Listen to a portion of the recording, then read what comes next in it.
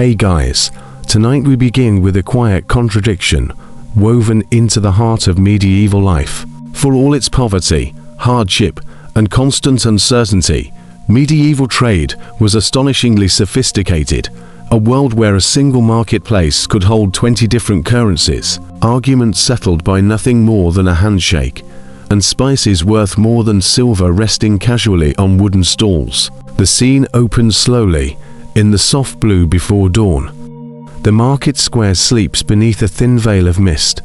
Cold stone breathes out the night's chill. Wooden shutters sit closed like eyelids, and the air smells faintly of damp earth and yesterday's ashes.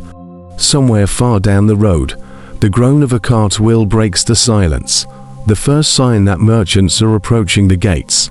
A faint breeze carries hints of wool, straw, firewood, and something warm from a nearby bakery that has already begun its day. Lamps flicker behind shutters, a dog stretches and shakes the night from its fur. The world wakes slowly, gently, as if afraid to disturb the fragile quiet before the marketplace erupts into life. And before we step inside, it's worth remembering, most modern people, with their insulated homes, hot breakfasts, and temperature-controlled comforts, would not survive even one morning here. The cold, the noise, the smells, the sheer physical effort of every task. It would overwhelm almost anyone raised in softer times. So, before you get comfortable, take a moment to like the video and subscribe, but only if you genuinely enjoy what I do here. If you'd like, tell me in the comments where you re-listening from and what time it is for you. It is strangely soothing to imagine this little community scattered across the world, drifting off together. Now, dim the lights, maybe turn on a fan for that soft background hum, and let's ease into tonight's journey together. Dawn reaches the medieval town slowly, brushing pale light across the uneven rooftops and the wooden beams that lean at tired angles over the marketplace. The air is cold enough to nip at exposed fingers, carrying the faint sense of damp straw, smouldering ashes, and the distant sweetness of a bakery beginning its morning fire. For a few breaths, the square is empty, a wide patchwork of stone, frozen puddles, and yesterday's footprints preserved by night frost. The first sound to break the stillness is a cart wheel groaning against the weight of a long journey. It rolls unevenly over cobblestones, each bump echoing softly beneath the surrounding walls. A merchant walks beside it, step steady, cloak wrapped tightly around him to keep out the morning chill. His breath comes in faint white clouds, dissolving almost as quickly as they appear. Behind him, the mule pulling the cart snorts wearily, pausing only to eye a small patch of wilted grass as if considering whether breakfast is worth the effort. As the cart enters the square, the merchant pauses and surveys the space with a familiar, unhurried calm. This part of the day, the quiet before the noise, the cold before the press of bodies, and disagreements over prices, belongs to him and the others who live by trade. He sets down a bundle wrapped in wool, stretching the stiffness from his shoulders, while the sky above him brightens inch by inch. Another figure arrives from a different street, a woman carrying a basket of rushes. Each step she takes crunches the thin layer of frost beneath her boots. She nods once to the merchant in silent acknowledgement. Morning greetings here are soft, shaped more by shared labor than by words. She kneels in her usual spot, near a wooden post, and begins arranging the rushes in a tidy pile, fingers moving quickly to fight the cold. A faint breeze slides through the square, stirring loose straw left behind by livestock the day before. It carries with it the sound of shifting hinges as shutters open slowly along the surrounding homes. Faces appear briefly, sleepy, curious, sometimes disapproving, before disappearing again. Household cats venture out, their paws making delicate prints on the frozen ground. One stops to examine the mule, who lifts its head and snorts warm mist in reply. The cat, entirely unamused, retreats with regal disdain. More merchants arrive as the sky softens from grey to muted gold. A man carrying a crate of pottery lowers it carefully, his hands steady despite the cold. Each pot inside has a glaze slightly different from the next, not by mistake, but by the unpredictable temperament of medieval kins, where even the heat of the fire had moods of its own. He inspects each piece, rubbing his thumb along the edges to ensure none cracked overnight. One pot gives a faint, hollow ring when tapped, a good sign, and he smiles softly to himself. Nearby, a cloth seller drapes rolls of woolen fabric over a wooden beam, letting the early light reveal the richness of the dyes. Reds deep as wine, greens reminiscent of river moss, and blues achieved only through the costly use of imported woad. He shakes out each piece carefully, sending tiny puffs of dust into the air. A lesser-known detail about these fabrics: many dyes carry distinct smells depending on their ingredients. Some, made with fermented plants or minerals, hold faint earthy scents that linger for weeks. A few travelers draw back subtly when the cloth seller unfurls a particularly pungent roll, though everyone politely pretends not to notice. More footsteps approach the square. Two farmers lead a pair of sheep into the open space, the animals bleating in mild confusion. Their wool collects bits of straw, which drift away in small pieces each time one shakes its head. The farmers begin setting up a small enclosure using wooden stakes. One complains softly that the sheep have chosen today of all days to be particularly stubborn. The other replies that sheep are always stubborn, but dawn seems to encourage them to reach new heights of mischief. Their laughter spreads lightly through the cold air. The marketplace begins to breathe, slow at first, like a creature waking from long sleep.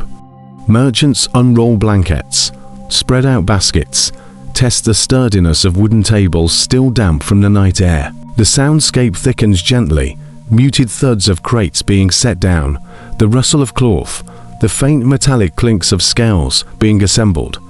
From a distance, the bell of a nearby church tolls softly, announcing the earliest hour when trade may begin.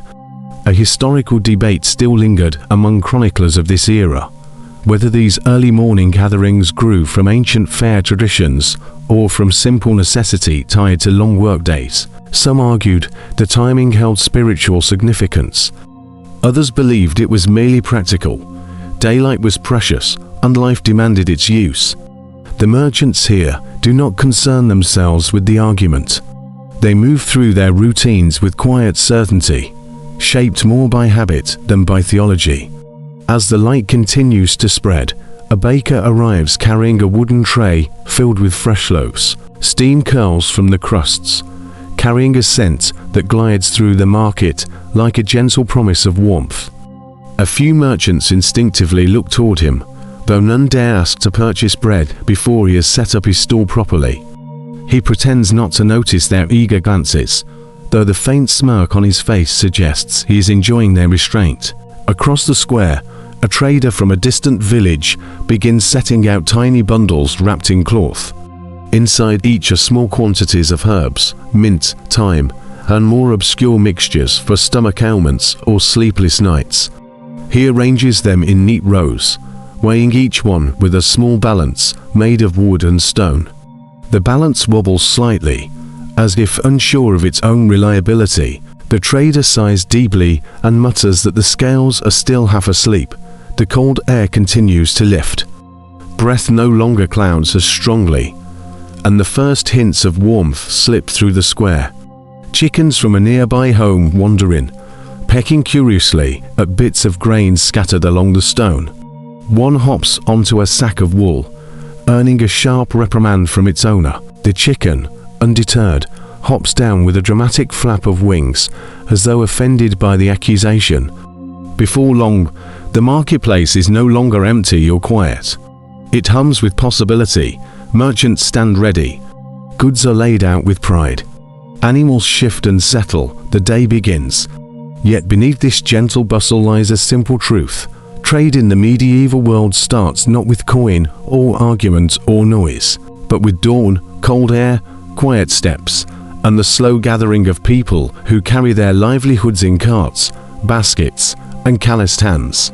By the time the sun lifts above the rooftops, the market begins its true awakening.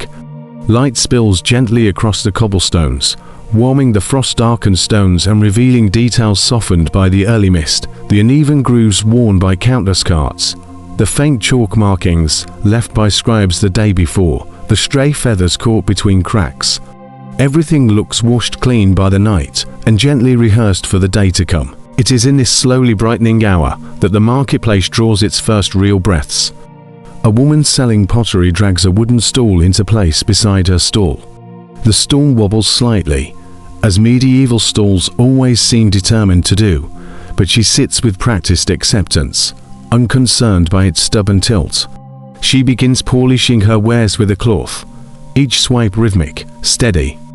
Bowls, jugs, and small handled cups line her table in neat rows. The clay shines dully at first, then gains a soft, warm gleam where her cloth has passed. A few pieces still carry faint ridges left by the potter's fingertips, tiny signatures that no medieval artisan would ever consider removing. Across the square, the wool seller stretches out a bolt of fabric, holding it up to the sunlight. The color blooms under the brightness, a deep, saturated green made from nettles and fermented plant dye. A few townsfolk paused to watch the cloth unfurl in the breeze. One of them murmurs something appreciative about the color, though she adds that it might be too fine for her household. The merchant smiles with polite resignation. He has heard this exact sentence from countless buyers. Too fine usually means too expensive. He rolls the fabric back with a sigh that carries centuries of shared merchant suffering. The baker, having finished arranging his bread on wooden boards, now begins tying small bundles of twine around a group of pastries. The pastries are not large, but they are fragrant, rich with honey and a hint of ground nuts. A child approaches timidly, eyes wide, hands behind his back. The baker, pretending not to see him at first, suddenly lifts one pastry and waves it in the air with solemn ceremony. The child's eyes nearly leave his head. After a moment of teasing, the baker hands him the pastry with a quiet nod. The child runs off clutching it like a treasure from a king's vault. The market sounds begin layering themselves, the clink of metal weights against wooden counters, the soft thud of crates being set down, the murmur of early conversations, the rhythmic beat of a cobbler's hammer tapping sole to leather, and the low bleating of goats who are moments away from losing their patience entirely. A prominent scent begins to drift near the center of the square, freshly ground grain. A miller has arrived with a sack slung over his shoulder, his boots coated in fine flour that dusts the ground with each step. He unties the sack's mouth and begins sorting grains into wooden bowls: barley, wheat, rye. Each type holds its own color and texture. Buyers often examine the grains by touch, running them between their fingers to judge dryness and quality. One buyer does exactly that now, lifting a small handful of wheat and letting it trickle back into the bowl like sand falling through an hourglass. He nods approvingly, and the miller's face softens into a small, satisfied smile. A lesser-known detail sits quietly in this part of the market. Many medieval towns enforce strict rules about where each craft could set up a stall. Bakers here, cloth sellers there, livestock beyond the well, fishmongers far enough away that the smell wouldn't become a theological problem. These regulations were practical, but also deeply protective of the town's rhythms. A traveler unfamiliar with the layout might wander in circles searching for the spice seller who was always in the south corner, beneath the window that rattled in every storm. In the livestock corner, two farmers hoist a stubborn goat into a small pen. The goat resists with admirable enthusiasm, planting its legs in a stance of full moral opposition. The farmers push, pull, coax, and negotiate as though speaking with a particularly unreasonable monk. Eventually, the goat relents with a groan so theatrical that several merchants nearby glance over in concern.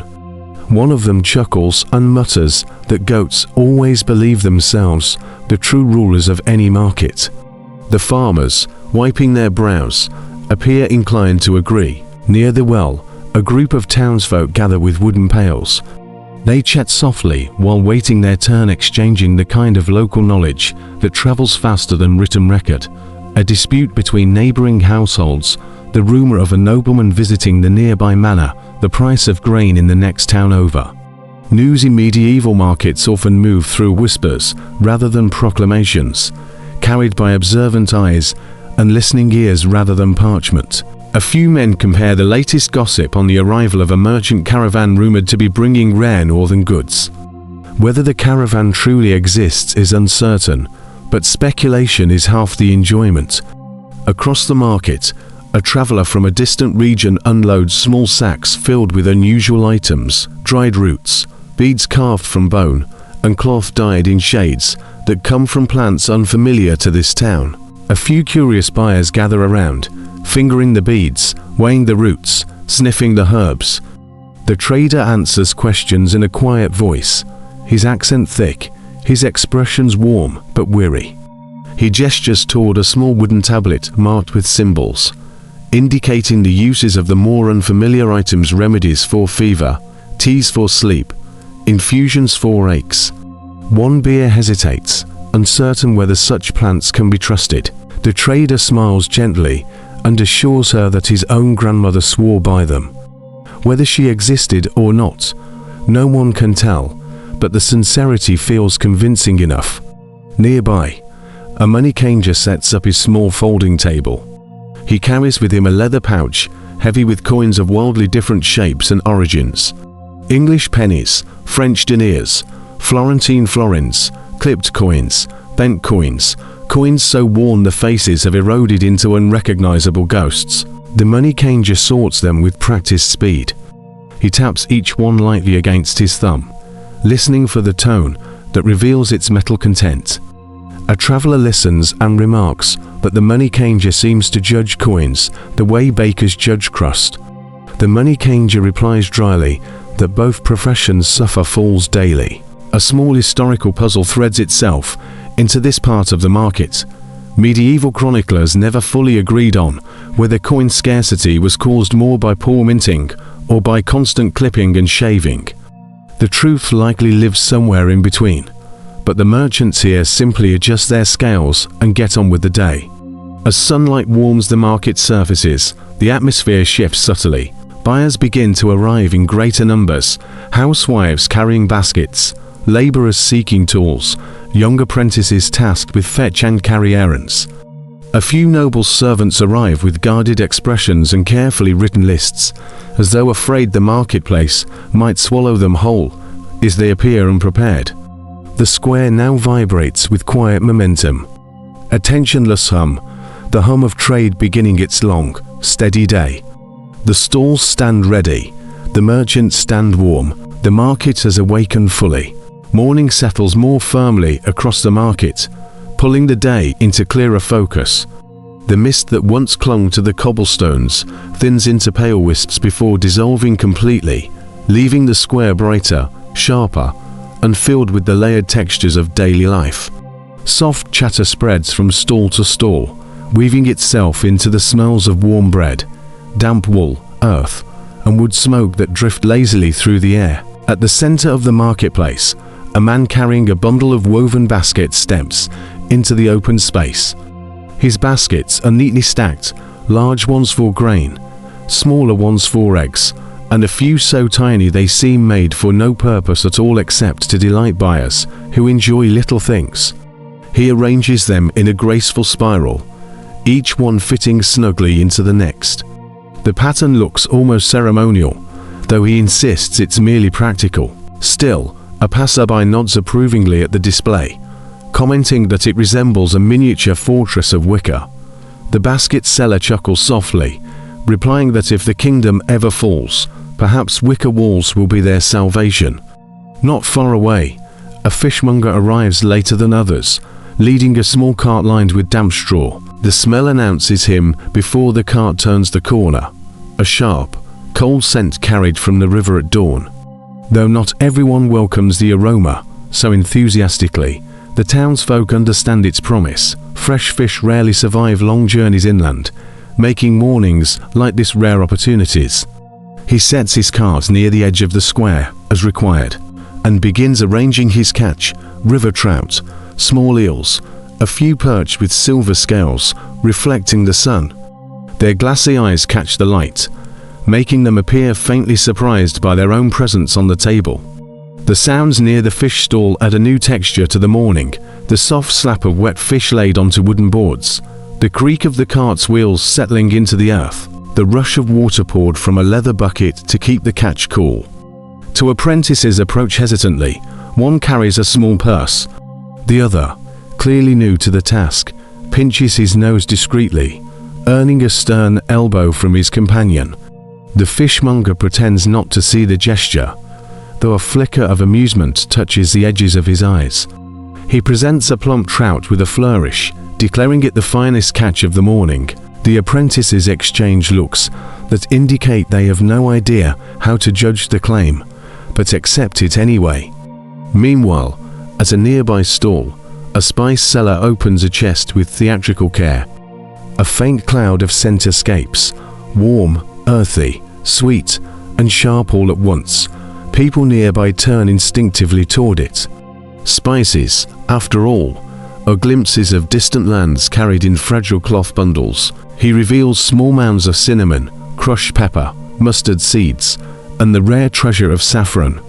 The colors glow like embers in the early light.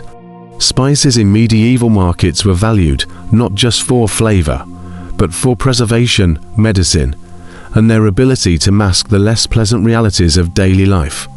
One onlooker leans closer, inhaling deeply before attempting to identify each scent. She sneezes, so violently that even the nearby goats look offended.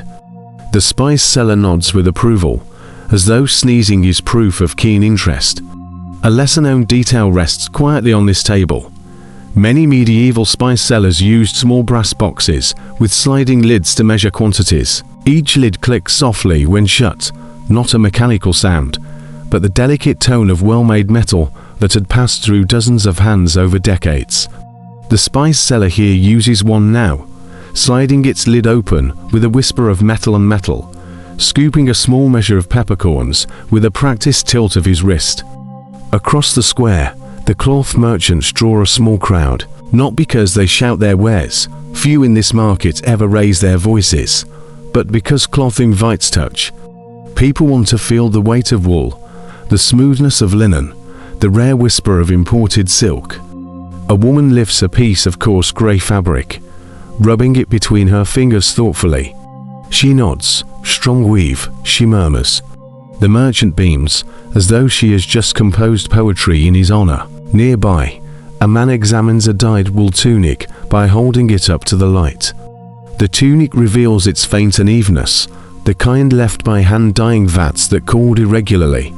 Such marks are not flaws here, they are signatures of authentic craft.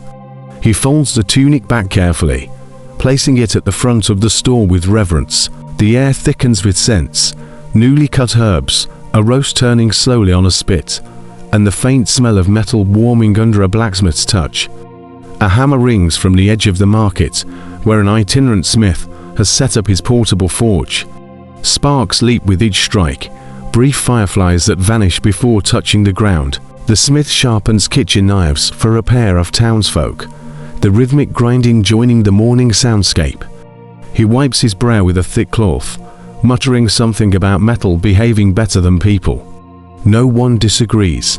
In another corner, a scribe sets up a small table with sheets of parchment weighted by stones.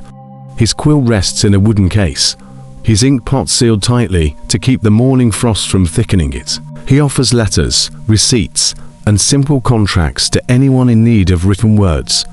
Not everyone in the market can read, but many know the value of having agreements recorded. A farmer approaches, asking for a brief note documenting a sale from last week. The scribe writes slowly, each stroke deliberate, the quill whispering across the parchment like a soft breeze through dry leaves. A quiet question floats through the marketplace, one that medieval chroniclers often recorded, but never fully answered. How did so many different peoples, accents, trades, and customs manage to share a cramped square without constant chaos? Theories range from regulation to instinct, from divine order to social pressure. The truth, as always, lives in the small movements, the courtesy of stepping aside, The soft negotiation of space, the shared understanding that markets were lifelines for everyone present. As morning matures, the marketplace becomes not merely a place of exchange, but a living tapestry of textures and motion, the rough grain of baskets, the chill of fresh fish, the warm glow of spices, the soft, heavy drape of wool, the ringing metal, the scribbled lines of new agreements. Everywhere, the rhythm deepens. The market has awakened not just fully, but completely. The marketplace settles into its morning rhythm with a steadiness that feels almost ceremonial. By now, the sun has lifted enough to cast long golden beams across the square, warming the stones in narrow strips while leaving other parts cool in shadow. Merchants shift their stalls a little, turning goods toward the light or pulling cloths overhead to protect fragile items. The square hums not loudly, but with the gentle density of many small tasks happening at once. It is at this hour that the careful art of setting up the stalls reaches its quiet climax. Near the center of the market, a woman selling hand-carved wooden utensils arranges her items in neat lines: spoons, ladles, small kitchen knives, and spatulas shaped from beechwood. She places them on a cloth dyed with walnut husks, the dark background enhancing the pale grain of the wood. A passerby pauses to look and lightly brushes a fingertip over the smooth handle of a ladle. The woman watches with a quiet pride. Each piece carries the subtle ripples where her carving knife curved through grain marks that speak more honestly than any written name. Just beside her stall, a cooper rolls a small barrel into place. Its iron hoops gleam faintly where he polished them last night. With practiced hands, he checks the join between staves, tapping gently with a wooden mallet. The barrel gives a deep, reassuring thud, always a good sign. A few onlookers glance over. Barrel inspection might not be thrilling to modern eyes, but here, a well-made barrel means food can survive winter. Ale can travel without spoiling, and salt can remain precious rather than clumped and ruined. Across the square, a cloth seller adjusts the angle of his wooden beam a second time. Sunlight on his fabrics matters greatly. A bolt of cloth that looks dull in shadow may appear richer in direct light. He lifts the fabric, lets the breeze ripple it, then folds it back down thoughtfully. While he works, he mutters to himself about how wind never cooperates when cloth must behave. The merchant next to him laughs softly, saying that wind has always been more loyal to the birds than to the merchants. Both men shake their heads with mock solemnity, united in their gentle exasperation. A little farther down, a man selling iron tools sharpens a small hoe using a stone block. Sparks flicker as metal kisses stone. He tests the edge with his thumb, nods, and places the hoe beside several others arranged by size. Behind him, his apprentice struggles to carry a stack of larger tool spades, axes, and a farming hook nearly as tall as he is. The apprentice wobbles dangerously, earning a quiet sigh from his master before the burden is split into smaller, more manageable bundles. The apprentice bows his head, muttering something about the tools conspiring against him. His master pats him on the shoulder and replies that tools rarely conspire, they simply demand respect. The aromas of the marketplace deepen as more stalls settle into place. A woman selling dried herbs opens her woven basket, releasing scents of rosemary, thyme, mint, and mugwort. She ties small bunches together with thread and hangs them from a rope stretched above her head. As they sway gently in the breeze, they release faint, soothing aromas that drift across neighboring stalls. A few customers stop just to inhale. One merchant remarks, half joking, that the herbs alone are enough to keep the local physician out of work. The herb seller smiles, but raises an eyebrow, noting that even herbs cannot cure foolishness. Her neighbors laugh softly at this. A lesser-known detail reveals itself in the herb seller's stall. Beneath the bundles sits a small clay jar containing crushed lavender and vinegar. Medieval vendors often used mixtures like this to clean hands or revive the senses after handling strong-smelling goods. The herb seller dips a cloth inside the jar every so often, wiping her hands with a practiced elegance. The scent lifts into the air, subtle and refreshing. Along the edge of the market, The butcher sharpens his cleaver before hanging cuts of meat on wooden hooks beneath a canvas awning. The cold morning kept the meat fresh, but now he must work quickly. His stall is arranged with careful efficiency. Salted cuts on the left, fresh cuts on the right, sausages strung across the top beam like plump, edible garlands. A dog watching from a prudent distance follows every movement of the butcher's hands with deep philosophical interest. A boy tries to lure the dog away with a piece of stale bread, but the animal remains deeply committed to its vigil. The boy eventually shrugs in defeat. Some loyalties are immovable. Near the fountain-like well, a woman selling candles arranges them by size and thickness. They stand in orderly rows. Their wicks are bright like tiny pale flax. The beeswax candles give off a faint, honey-like scent that softens the sharp odors drifting from the livestock corner. She checks each wick, trimming a few slightly. When a child asks why candles must be trimmed, she replies that even flames prefer discipline. The child blinks, absorbing this wisdom, then wanders away with the solemnity of someone who believes they have learned a great secret. As the sun climbs higher, store cloths are pulled tighter, ropes adjusted, baskets restacked, and tables straightened. The medieval market transforms from scattered carts and stray goods into a well-ordered mosaic. Each stall, no matter how humble, carries the unmistakable touch of pride from those who built it. At this moment, an old debate quietly drifts through the thoughts of seasoned merchants, whether a good stall arrangement brings better fortune, or whether good fortune simply visits those who bother to arrange their stalls with care. Some swear by lucky placements. Spices must face east, fabrics must face the sun, metalwork must align with the shadows. Others insist that luck favors no one, and that hard work, sharp scales, and trustworthy measures are the only true currencies. The argument has existed for centuries and, judging by the thoughtful way merchants adjust their wares, will likely persist for centuries more. A soft breeze slips through the market, stirring stray bits of hay and lifting corners of cloth. The stalls sway lightly, goods rustling in gentle response. Almost everything is ready now. Merchants step back, hands on hips, surveying their work with quiet satisfaction. The square looks alive, each stall a fragment of its beating heart. The market is prepared. The stalls stand steady. Trade is about to begin. The bustle of the market deepens as the morning ripens. Warm sunlight pours into the square at a softer angle now, bright enough to reveal the textures of each stall, but gentle enough to preserve the coolness lingering beneath the arches. Merchants settle more firmly into place, and buyers begin to approach with quiet purpose. At the heart of this growing hum, one of the most essential rituals of medieval trade, weighing and measuring. A merchant selling grain steps behind his wooden counter, upon which sits a balance scale, suspended by thin iron chains. The scale rocks faintly, its brass bowls catching sunlight with small, trembling reflections. He places a set of metal weights beside it, round, square, some shaped like tiny bells, each marked with symbols instead of numbers. To an untrained eye, the weights appear random, but the merchant knows each one by touch alone, able to identify its mass with the same instinct that guides a musician to the right note.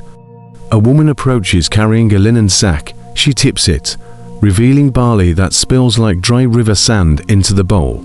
It trickles in soft arcs, creating a gentle hiss as it settles.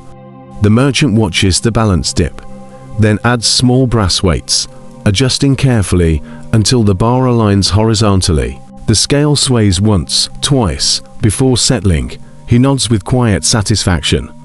The exchange is silent, efficient, almost meditative. Nearby, another seller uses a wooden measuring cylinder and open-ended cup carved to a specific volume. Grain is poured until it forms a small mound above the rim. With a flat stick, the seller levels off the top in one smooth motion, letting the extra spill back into the sack. A pair of boys watch with fascination, their eyes following the falling grain as though it were treasure. The seller glances at them with a hint of amusement and murmurs that grain behaves better than goats, at least. The boys giggle softly, agreeing wholeheartedly. Across the way, a spice dealer prepares his own utensils. His measures are far smaller, tiny bronze cups, each the size of a thumbprint, used for precious goods. He tilts a jar of ground cinnamon, tapping it gently so a fine stream falls into the miniature cup. The fragrance curls into the air, sweet and warm, inviting but sharp enough to sting the nose if inhaled too eagerly. A curious beer leans into close and immediately sneezes. The spice dealer raises an eyebrow, offering a sympathetic cough, while remarking that cinnamon always insists on announcing itself loudly. The process of weighing spices is slow, deliberate, almost reverent. Each pinch matters, each grain is accounted for. Medieval spices were expensive enough to be guarded like jewels, and merchants handled them accordingly. One lesser-known detail appears in the spice dealer's careful gestures. Many sellers would rub a small amount of spice between their fingers, not only to check freshness, but to absorb a little of the scent into their skin. The fragrance served as silent proof of authenticity to skeptical buyers. At the cloth stall, measuring looks very different. A wool merchant takes a long wooden rod marked with shallow notches. He places one end at the beer's chosen fabric and unrolls the cloth smoothly, counting each notch with a slight tap of his thumb. The tap-tap rhythm echoes softly. When he reaches the final measure, he cuts the cloth with shears that whisper through the fibers. The fabric falls cleanly into the beer's waiting hands. A debate known among chroniclers shadows this scene, whether medieval measuring systems were hopelessly chaotic and were simply diverse. Some regions used rods of precise length. Others relied on local standards shaped by custom rather than mathematics. Buyers traveling through several towns in a week sometimes encountered 3 or 4 entirely different systems, each defended with unwavering confidence. Here in this market, both methods exist side by side, and no one seems troubled by the contradiction. Meanwhile, at the livestock corner, weighing takes a more humorous form. A farmer attempts to estimate the weight of a plump goose by lifting it under one arm. The goose, deeply offended by this intrusion, flaps vigorously, releasing a burst of feathers that drift into the sunlight like startled snow. The farmer, who has clearly endured this battle many times, holds the struggling bird with resignation. He mutters that the goose weighs exactly too much, which earns a quiet laugh from a bear examining the animal's wings. Precision is not always possible in the world of livestock, especially when the subject has a talent for indignation. Next to them, a man selling honey uses a clay pot and a wooden dipper to measure portions. Honey drips slowly, stubbornly, stretching into long amber threads that cling to the dipper. The merchant waits patiently. It is no use rushing honey and then pours it into a customer's earthen jar. The jar fills with a thick, golden swirl that catches the sun, glowing like a warm ember. A child nearby stares at it with such longing that the merchant offers her a tiny taste from the dipper. She licks it with solemn reverence, as though tasting the essence of sunlight. Tools for fairness and tools for deception mingle subtly in this world. Scales can be tampered with, measures can be shaved. A few merchants here and there may add a thumb beneath the cloth when weighing wool, or pack grain more tightly than necessary. Yet most traders rely on honesty out of reputation, out of pride, out of the quiet understanding that a market thrives only when trust outweighs deception. A man selling iron nails lifts a small handful, letting them fall back into a bowl with a metallic patter. He counts by touch, sorting them into bundles. Nails may seem simple, but their weights vary by craft, purpose, and smith. He sets each bundle on a small scale, ensuring the total matches what he promises. A bear remarks that nails should be sold by their number, not their weight. The merchant replies dryly that if nails behave themselves, he would do so gladly. Travelers passing through the market observe these rituals with quiet curiosity. In their own villages, measuring practices may differ entirely. The cough of a scribe nearby punctuates the moment. He adjusts his parchment and notes transactions with slow, steady strokes. Every measure, every weight, Each small exchange forms a thread in the larger fabric of medieval trade. The sun climbs higher, warming the square even more. Shadows shrink. Merchants lean closer to their stalls, weighing, measuring, dividing, leveling, adjusting. With each action, the market grows more alive. The day stretches ahead long, noisy, unpredictable, but this moment of precision gives it structure. Like breath before speech, like preparation before movement. The marketplace is now fully ready for the true exchange of the day. By mid-morning, the marketplace beats with a steady rhythm. The sun settles into a comfortable height, warming the tops of stalls and turning the dust in the air into drifting threads of gold. Buyers move more confidently now, weaving between merchants with baskets in hand, haggling softly, examining goods with practiced eyes.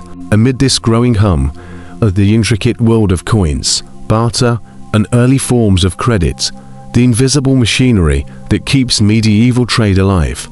At a low wooden table near the center of the square, a money changer adjusts his seat with the solemn dignity of someone preparing for a long day of mental acrobatics. His table is small, worn smooth, at the edges and scattered with the tools of his trade. Brass scales no larger than a palm, a pouch filled with small tinkling weights, and several leather purses bulging with coins of wildly different origins. A few glint in the sunlight, though most are dull, their surfaces worn by decades of passing through countless hands. Coins here come in many shapes, some round, neatly struck, others oval, clipped, or dented into uncertain forms. Some bear faint images of kings whose names have long fallen out of fashion. Others show only the ghost of a crest or the suggestion of a cross. The money changer picks up a silver penny between two fingers, flips it once, then taps it lightly against the table.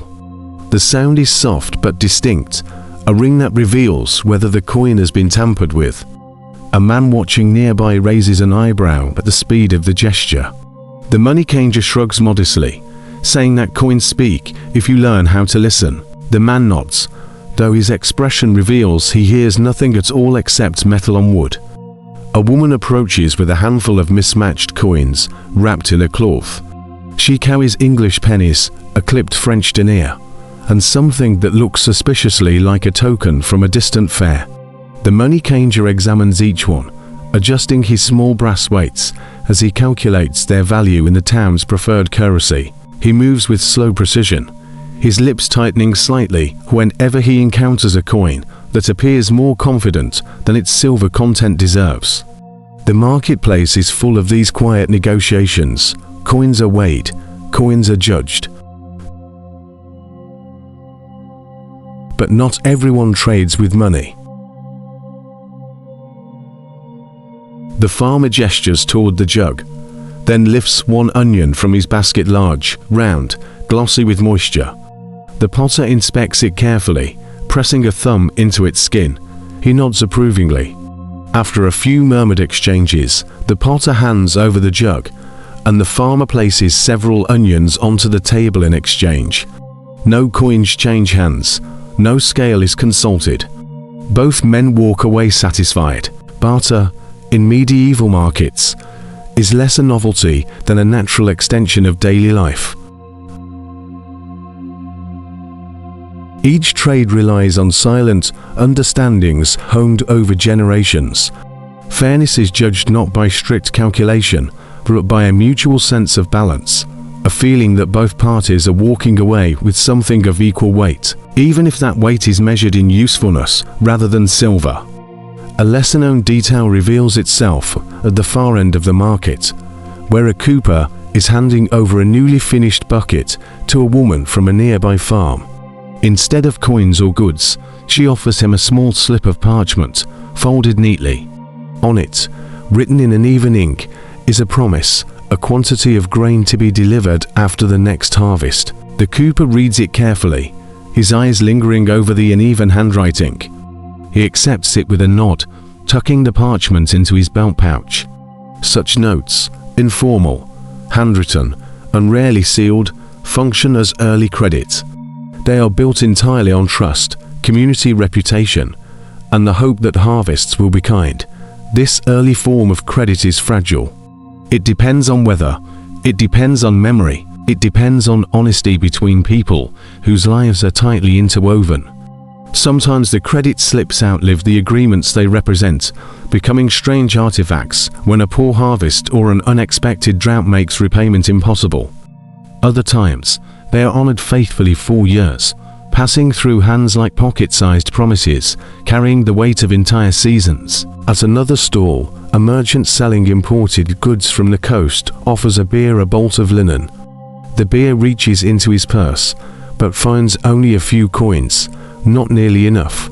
After a thoughtful pause, the merchant suggests an arrangement, half paid today, half at the next fair, when the bear's wool crop arrives.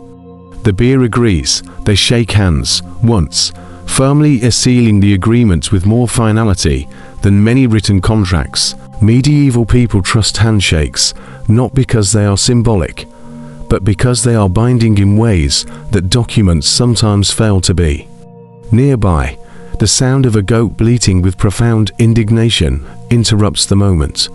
A farmer tries to exchange the goat for a set of iron tools, but the blacksmith shakes his head, insisting gently that he has no use for a goat that seems determined to argue with the entire marketplace. The farmer tries again, lifting the animal under its belly. The goat responds by kicking its legs dramatically, as though denouncing the entire system of barter. The blacksmith suggests trying the butcher instead. The goat, hearing this, falls completely silent, perhaps reconsidering its stance. A scribe sitting beside the fountain receipts 4 buyers who request written proof of their exchanges. His quill scratches softly across parchment, each letter curling like a careful vine. One customer asks him to record a debt owed by a neighboring farmer. Another requests a copy of a transaction involving spices. The scribe pauses only occasionally to dip his quill into ink or rub his fingers to warm the joints stiffened by morning cold. Written records are rare enough that buyers treat them like tiny luxuries, protections against memory's frailty. As the sun climbs further, casting shorter shadows and warming the small stones beneath shoppers' feet, the marketplace grows louder with footsteps, voices, and the clink of coins changing hands. But beneath the noise lies a softer truth. Money holds power, but people here know how to live without it. Barter flows through the market like a second language. Credit rests on trust and the turning of the seasons. Coins, though valuable, are simply one of many tools in a world where survival depends on cooperation as much as exchange. Every negotiation carries its own rhythm, every agreement its own balance. And the marketplace, in its woven complexity of barter, coins, promises, and gestures, becomes not just a place of buying and selling, but a delicate ecosystem of trust. As the sun reaches a comfortable height and warms the market into full motion, a new layer of scent begins to unfurl through the square, deep, warm, unmistakable. It comes not from bread, nor from roasting meat, nor even from the ever-present tang of livestock. It drifts from a single corner, where the most alluring and enigmatic goods of the medieval world are arranged with deliberate care. The spice dealers have fully come alive. Their stall, tucked beneath a faded awning, glows with the colors of distant lands: ochre yellows, rust reds, ink dark browns, amber flecks, powdered gold. Each hue lies in a small cloth bundle or a carved wooden bowl, arranged in delicate mounds that seem almost too perfect to disturb. A hush lingers around this corner of the market, not silence, but a softened tone of curiosity, as though people instinctively lower their voices in the presence of something precious. The air is thick with scent, cinnamon warm as sunlight on wood, pepper sharp enough to tickle the throat, cloves carrying their distinct sweetness, and somewhere deeper, a faint metallic trace of saffron. A merchant sits behind the stall, sleeves rolled to his elbows, fingers stained faintly from years of handling powders that never fully wash out. Before him lies a small brass scowl with saucer-like pans suspended on narrow chains. The metal gleams as if the sun itself has paused to admire it. He picks up a pinch of ground nutmeg between 2 fingers, rubs it softly, and nods, testing quality in the oldest way known. A few buyers gather, watching with the keen interest reserved for goods worth more per ounce than silver. One woman leans in and inhales cautiously, then immediately steps back with watery eyes. The spice dealer smiles gently, offering a cloth for her nose. She laughs, embarrassed, whispering that pepper is more aggressive than expected. A soft joke passes through the air. Someone murmurs that pepper is worth its weight in gold, and judging by its attitude, it knows it. Across the stall, small glass vials are arranged like soldiers awaiting deployment. These hold the rarest items: dried rose petals from far gardens, crushed cardamom seeds, and the faint blue powder whose origins draw as many rumors as real explanations. A traveler from a nearby village asks what it is. The spice seller responds with a subtle shrug. Some say that it comes from a flower, others from a mineral, others from the eye of a mythical bird who flies only at moonrise. He leaves it pleasantly vague, as spice merchants often do. Mystique, after all, is part of the trade. A lesser-known detail emerges in the spice dealer's quiet gestures. He carries a polished bees or stone wrapped in cloth, which he places near the spices to demonstrate purity. Buyers believe the stone reveals adulteration when certain powders touch it. Whether this is science or superstition remains a debate among medieval scholars, but in this moment, the stone rests with the weight of trust. Beside the bowls of spices sits a small wooden chest. Its lock is simple, but the merchant opens it with solemnity. Inside lies a small bundle wrapped in red cloth. He unfolds it slowly, revealing threads of bright saffron, thin, delicate, glowing like sunset captured in strands. Even tiny quantities draw audible sighs from buyers. Saffron is more expensive than many metals, and every thread matters. A traveler reaches to touch it before remembering himself and withdrawing his hand. No one touches saffron unless invited. Its fragility is almost sacred. One beer, a cook from a nearby manor, approaches with the cautious reverence of someone handling fragile secrets. She requests just enough cloves and saffron for a medicinal broth. The spice seller measures each amount with careful precision, not rushed, not delayed, but with the sort of slowness reserved for prayers and delicate tasks. The cook nods, satisfied, and slips the packet into her apron. Behind the spice stall, two children watch from a safe distance. One whispers that the spices look like treasure stolen from a dragon's hoard. The other suggests that perhaps dragons smell like this: warm, sharp, smoky, mysterious. A merchant overhearing them smiles softly and remarks that if dragons do exist, they would indeed keep spices close, for no creature likes bland food. The children stare, wide-eyed, considering this wisdom with utter seriousness. Further along the stall, the spice merchant explains to a curious traveler how these goods arrived. Pepper from far southern lands, cinnamon carried in caravans whose journeys could take months, ginger dried in the sun until it hardened into fragrant nodules. He speaks of the dangers on the road, storms, bandits, disease, though he does so calmly, as if recounting tales from a book rather than personal risk. A small historical question lingers here. One scholars have long debated how much of spice lore came from real trade networks, and how much from the stories merchants spread to defend their prices.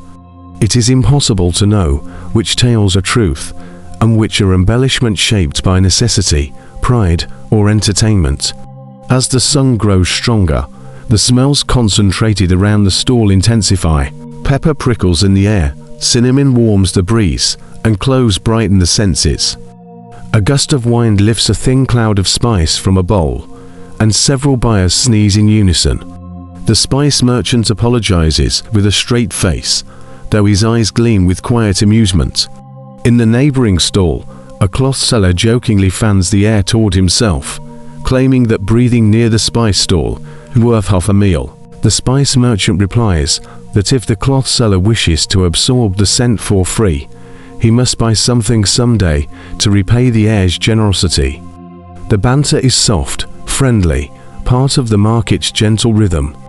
By midday, The spice stall has become a small world of its own. People drift toward it, not just for purchases, but for the sensory wealth it offers, the colors, the aromas, the textures, the quiet stories of distant lands that have stitched themselves into each powder and pod. In this corner of the market, the medieval world feels larger. The distance between towns stretches into continents, and the fragrance of spices becomes a reminder that trade connects places far beyond the imagination of those who walk these cobblestones. As the stall settles back into its quiet rhythm, sunlight glinting off brass bowls and drifting spice particles, the marketplace breathes deeply, warmer, richer, fuller than before. The marketplace shifts again as the morning leans toward midday. Beneath the widening sun, the heart of the square fills with slow-moving rivers of color. Bolts of fabric unfurl like banners caught in a gentle breeze, each one revealing a new shade, a new texture, a new whisper of the lands that shaped it. Welcome to the world of cloth merchants, where nearly everything is judged by touch, light, and patience. A broad wooden beam extends across the center of the cloth stalls, heavy enough to bear the weight of wool, linen, and the rare imported fabrics that travel farther than most people ever will. The merchants work beneath this beam with the practiced calm of artisans who understand the quiet authority of their craft. One merchant, a man with silver threaded through his beard, spreads out a bolt of deep red wool. The color catches the sunlight with a richness that seems almost indulgent, a shade achieved through dyes that take days to prepare and require plants harvested at precise moments of summer. He smooths the cloth with both hands, letting the fibers settle into the warmth.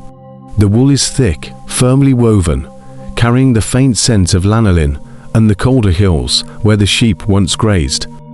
A bier approaches, a woman wrapped in a simple grey cloak. She presses her fingers into the wool, testing for softness, strength, and the subtle spring that separates high-quality cloth from lesser weaves.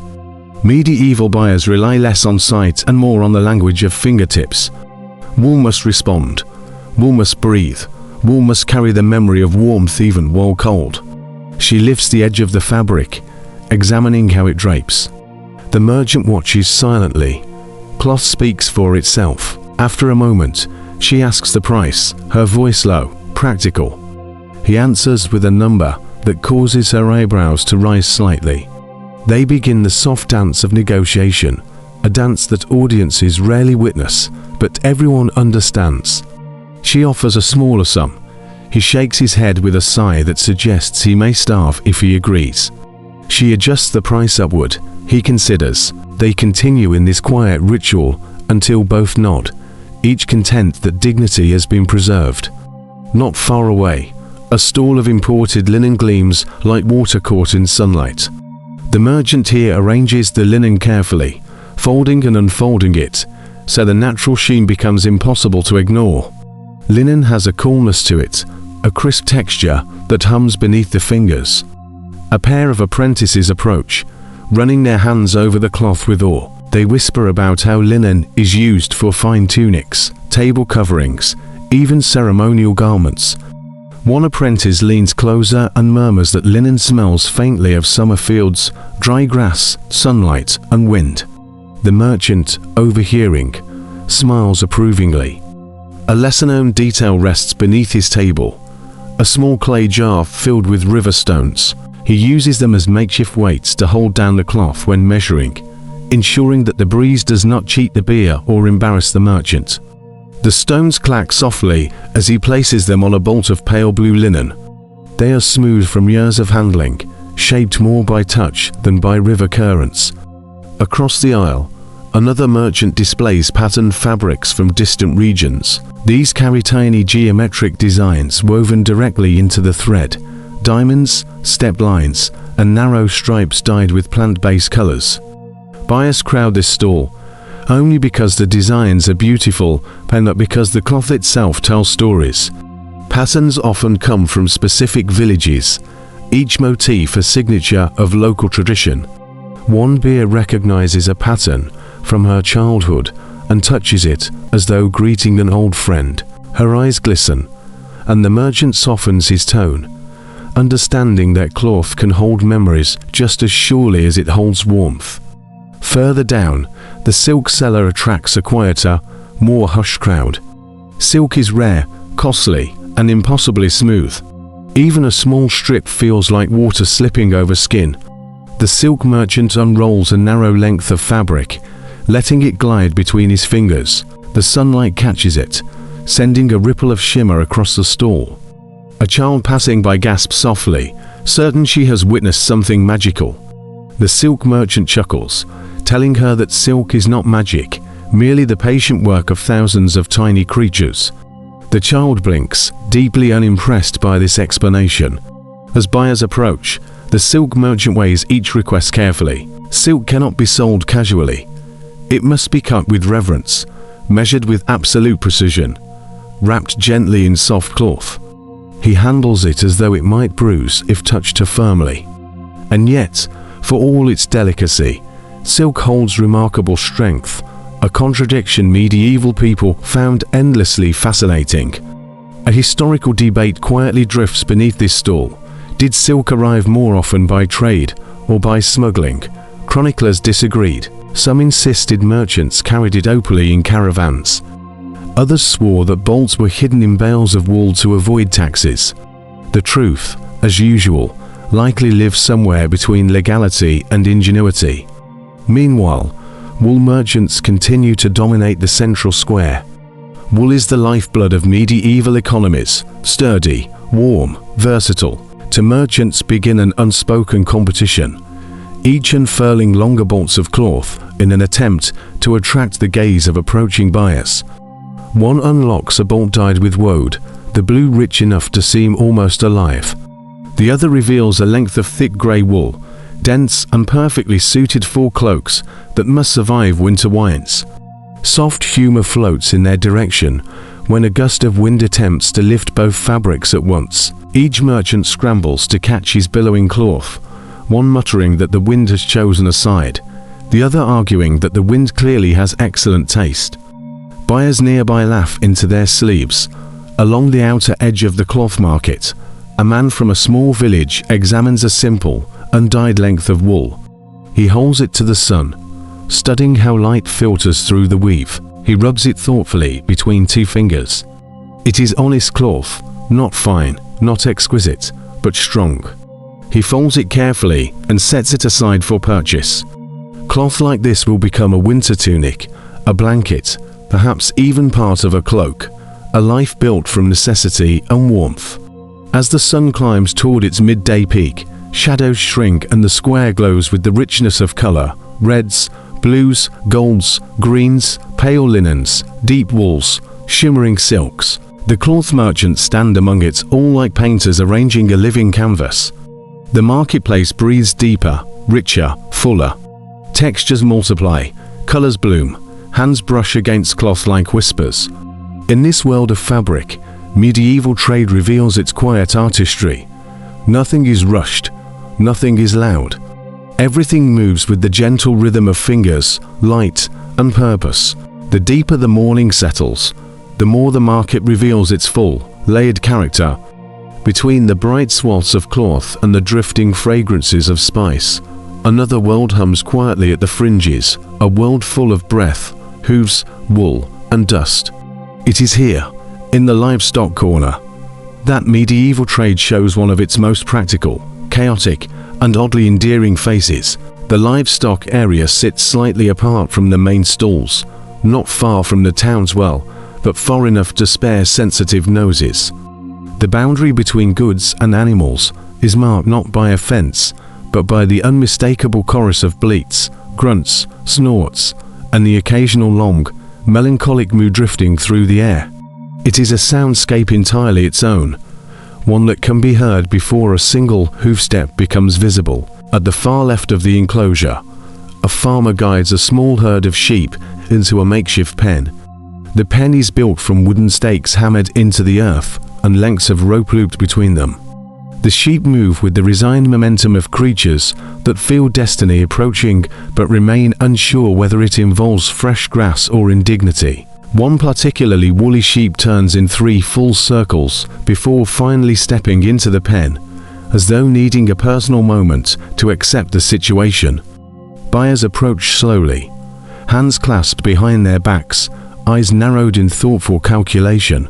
Sheep are not bought impulsively. Wool must be judged, legs inspected, teeth examined, temperaments quietly assessed.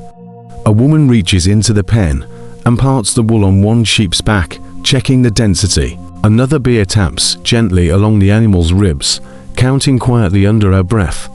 The sheep stands perfectly still, staring at nothing with the stoic patience only herbivores seem to possess. A gentle joke circulates near the pen. Someone claims sheep possess the wisdom of saints, only to be contradicted by a farmer who insists they have the judgment of cabbages. Both statements, in their own ways, hold a certain truth. Beyond the sheep, a small group of goats is tethered to posts. Unlike the sheep, the goats appear deeply involved in the proceedings. One tugs at its rope with theatrical indignation, another attempts to nibble the sleeve of a passing bear, and a third stares with such intensity that several people step back, unsure whether they are being appraised or threatened. A child giggles at the goat's antics, though his mother gently places a hand on his shoulder to remind him that goats, while entertaining, possess a stubbornness capable of reshaping entire mornings. Not far from the goats, a man displays a pair of sturdy pigs. Their pink hides shine faintly in the sun, and they shift their weight with deep, satisfied grunts. The man gestures proudly toward them, describing their diet, their temperament, their expected size. A prospective bear listens carefully, though her eyes remain fixed on the pigs themselves. One of them snuffles near her boots, leaving a small smudge of mud as a kind of porcine signature. She lifts her foot slowly, sighs, and accepts that pigs will be pigs. The pig seller laughs softly, offering a cloth to wipe the mud away. Another bear approaches and asks about the pig's health. The man kneels, pats one pig gently, and explains that pigs are easy to care for. As long as you understand, they always believe they deserve more food than they receive. The pig beside him emits a grunt that sounds suspiciously like agreement. In a shaded corner near the wall, a trio of cows stands tethered to a row of posts. Their calm presence is immediately felt. They chew slowly, thoughtfully, their jaws moving in the steady rhythm of creatures who have perfected the art of patience. A cow flicks its tail, sending a fly darting away. Another stamps its hoof lightly, settling deeper into comfort. Buyers stand before them with serious expressions. 4 cows represent larger investments. Milk, labor, calves. Each cow holds the promise of seasons shaped by its quiet strength. One man places his hand along a cow's flank, feeling the warmth beneath the hide. The cow shifts slightly, adjusting to the touch, but not resisting it. He murmurs a soft appreciation of her even temperament. Another bear examines the cow's hooves, tracing a finger lightly along the edge to ensure no cracks have formed. Medieval buyers know what even small hoof troubles can mean in the long term. The cow blinks slowly, unbothered by the inspection. In the midst of this slow, deliberate evaluation, a lesser-known detail slips into view, a small wooden whistle tucked into the belt of a cattle trader. These whistles, simple in form, were used by some traders to calm animals during transport or guide them through narrow streets. He lifts it now, not to blow it, but to reassure buyers of his experience. The whistle rests in his palm, a badge of quiet authority. Further down the enclosure, a poultry seller arranges cages of chickens, ducks, and a single disgruntled goose who has apparently decided that today's purpose is to express displeasure loudly. The seller pulls a cloth over the goose's cage to soften the noise, though muffled honking still persists. A young woman asks about the duck's age. The seller leans in, examining a duck with a practiced eye, then gives an answer that satisfies her. Ducks quack softly in agreement. The goose does not. Nearby, a traveler from a distant village examines a horse tied beneath a wooden awning. Horses, unlike other livestock, draw a different kind of crowd, more respectful, more discerning, more cautious. The horse tosses its head slightly, shaking its mane as if aware of its elevated status. The traveler runs a hand along its neck, checking for scars or signs of strain. A horse seller steps forward and begins describing its lineage, training, and temperament. A soft historical question lingers here. One scholars still debate, did medieval markets favor local horse breeds for reliability, or were foreign horses prized for stature and speed? Evidence suggests both views held truth, depending on the region and the purpose. The traveler watches the horse walk a short circle, noting the fluidity of movement. A merchant standing nearby remarks quietly that horses can tell when they are being judged and will behave accordingly, sometimes truthfully, sometimes with enviable theatrical flair. The horse flicks its ears as if acknowledging the observation. The livestock corner breathes differently from the rest of the market. It is earthier, louder, more unpredictable. But it is also full of life, warm, breathing, shifting life. Animals nuzzle, stomp, bleat, grunt, and occasionally protest. Farmers negotiate with gestures as much as words. Buyers evaluate not only bodies but temperaments, and the sun casts a broad, warm glow over hides and wool. Trade here is not measured in precise weights or elegant spices. It is measured in the feel of wool, the sound of hooves, the steadiness of breath, the sense of trust between human and animal. The day moves forward, the animals settle, and the market expands into its fullest heartbeat. As the sun climbs toward its midday height, the marketplace begins to shift.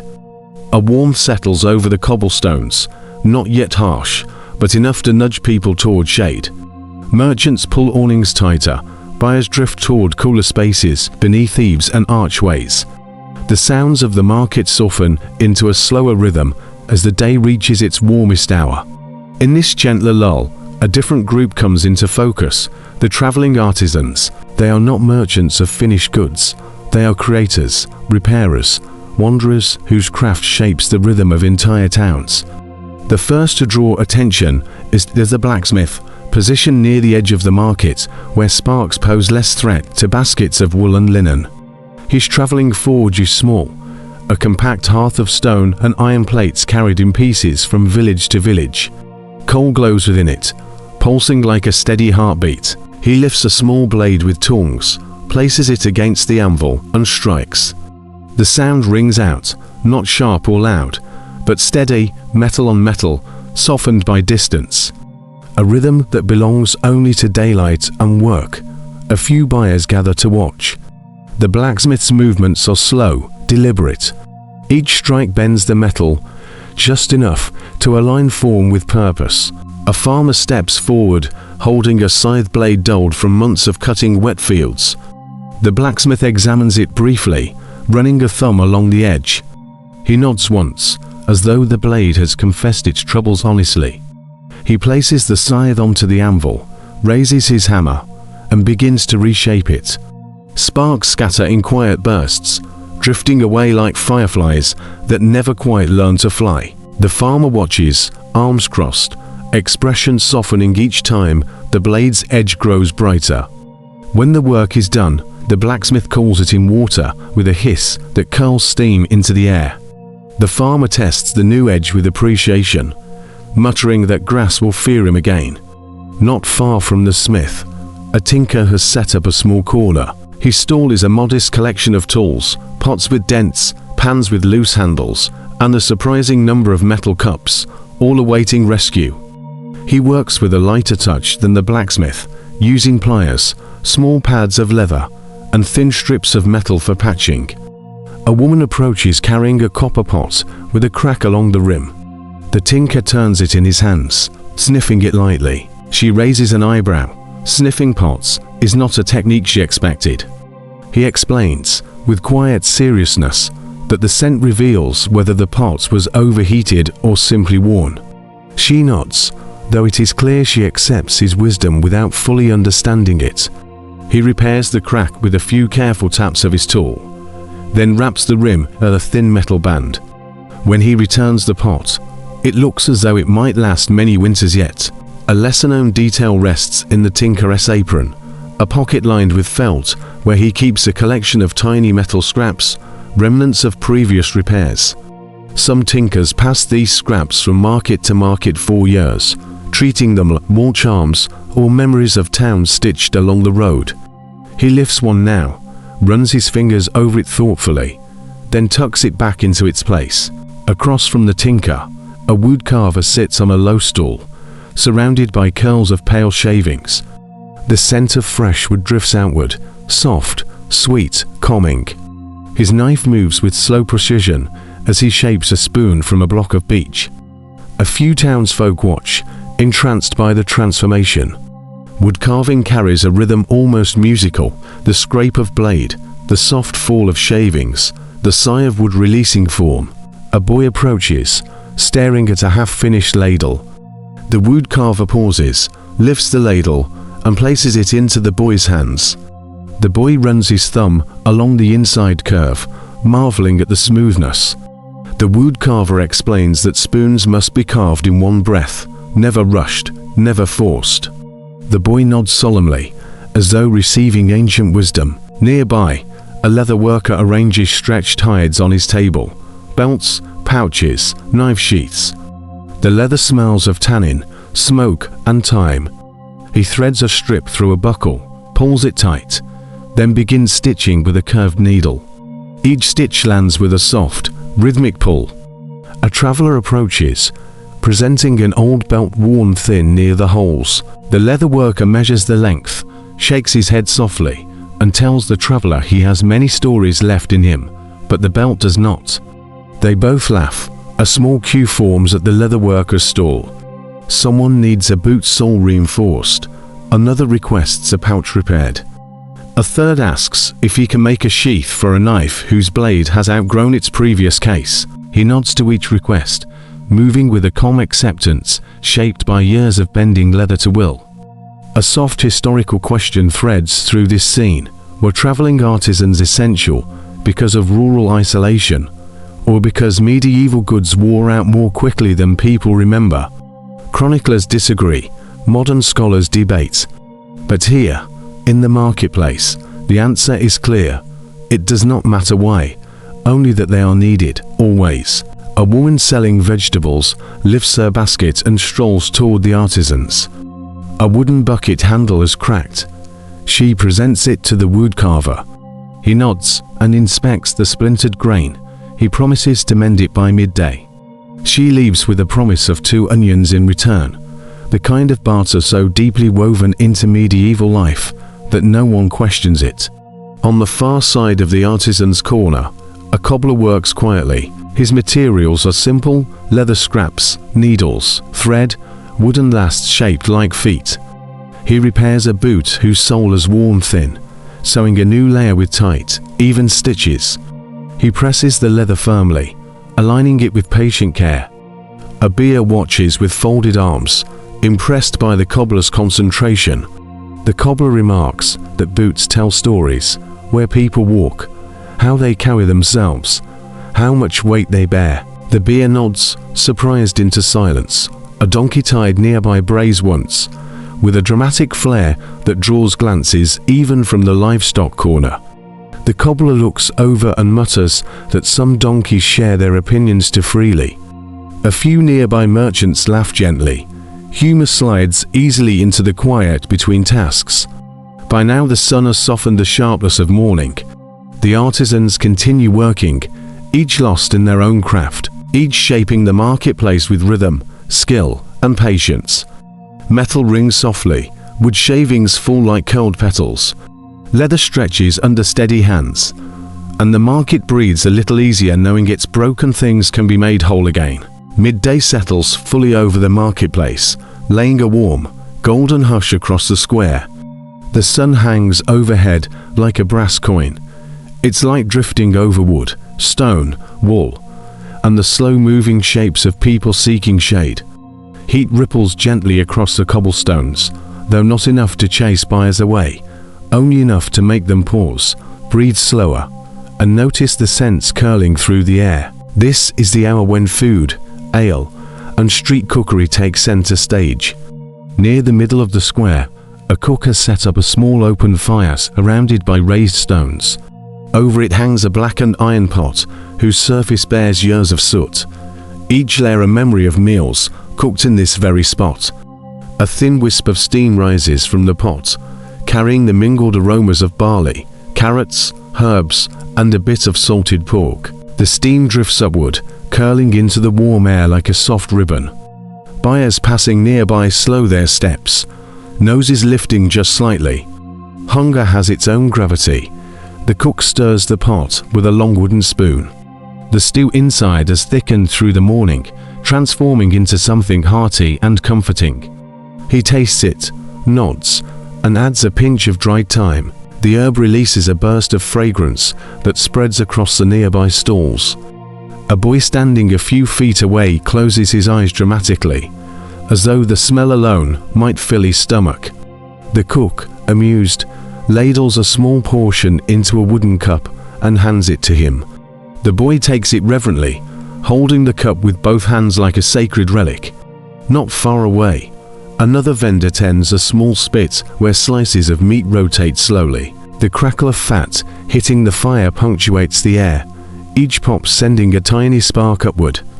The smell is rich and smoky, warm enough to make travelers pause mid-sentence. A curl plume of steam rises where the heat catches a particularly juicy piece. A merchant standing nearby inhales deeply and mutters that if temptation had a scent, this would be it. Beside the spit, a woman prepares small hand pies. She works quickly, folding dough around fillings of cabbage, onions, and bits of salted fish. Her fingers move with quiet assurance. She seals the edges with a press of her thumb, then places each pie onto a heated stone. They sizzle gently, crisping at the edges. A few pies burst ever so slightly, releasing steam that carries a fragrant blend of spice and warmth. A beer reaches for one too soon and recoils as the heat nips at his fingertips. The vendor pats his hand lightly and tells him that food, like people, needs its space. Under a broad canvas awning, an ale cellar pours from a wooden cask. The liquid flows smoothly into clay cups, forming small foamy crowns. His ale is mild, brewed only a few days ago. Buyers take their cups and stand in the shade, sipping slowly, eyes half closed. The coolness eases the warmth of the day.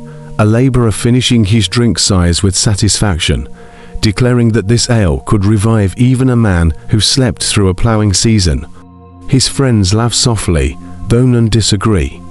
A lesser-known detail appears near the ale stall, a small tray of warm spiced drink. It is not ale, but a mixture of water, honey, and herbs heated gently until fragrant. Townsfolk say it soothes the throat and helps settle the stomach after long hours in the market. Travelers unfamiliar with it approach cautiously, sniffing the cup before drinking. Their expressions soften quickly. Warmth travels down the chest in a slow, comforting wave. On a low table beside the cook's fire, a baker lays out fresh flatbreads. The bread is still warm from the morning's oven, its surface slightly blistered and dusted with flour. She brushes each piece with a mixture of oil and herbs. The smell drifts into the air with such gentle insistence that even the livestock corner seems to quiet for a moment.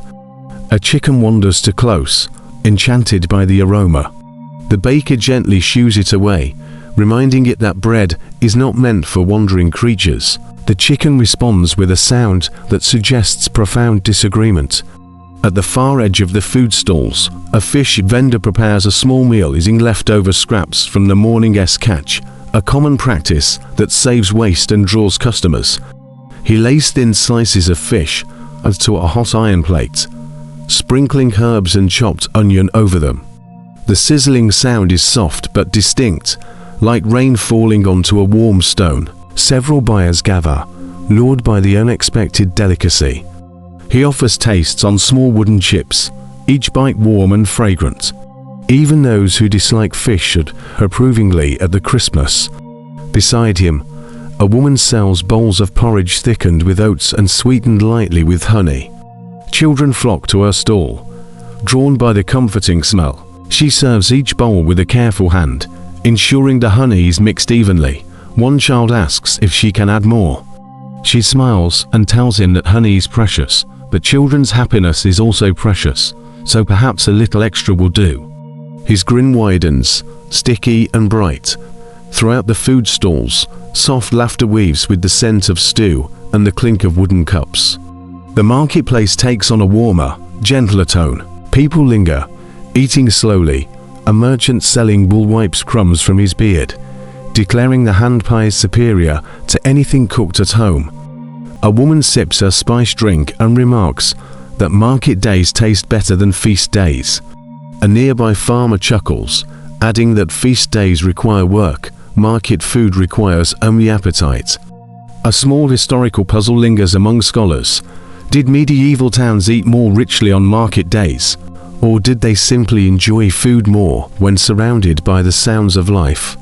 The answer hides in moments like this, moments where food warms hands as well as spirit.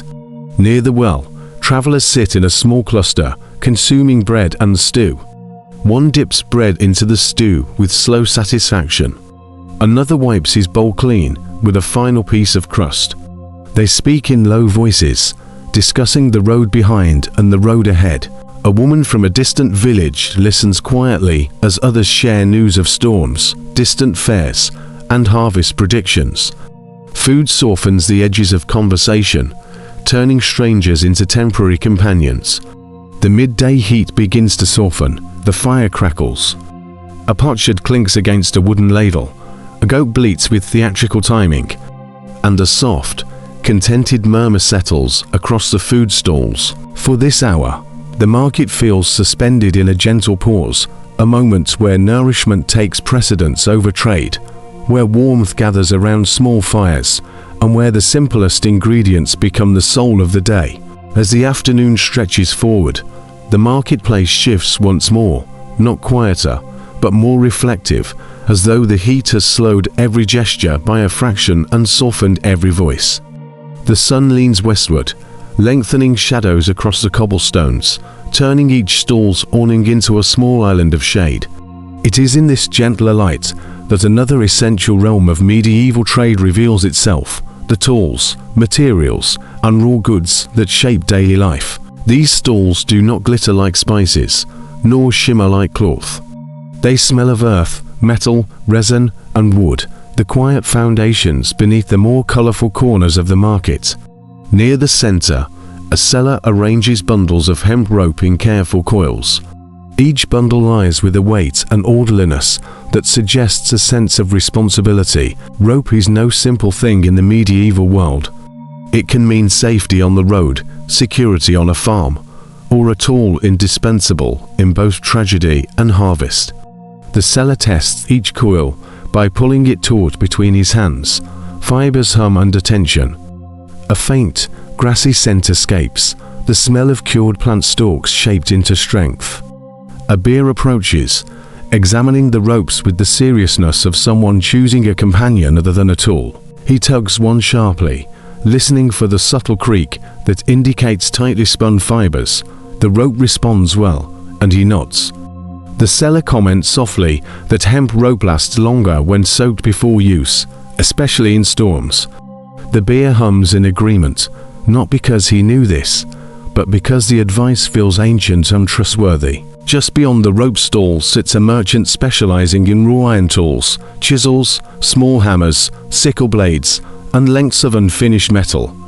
The tools lie arranged on a wooden board like sleeping creatures. Their dull gleam catches sunlight only when the angle is right, and even then the shine is modest, honest. The merchant lifts a small chisel, taps it gently against another, and listens.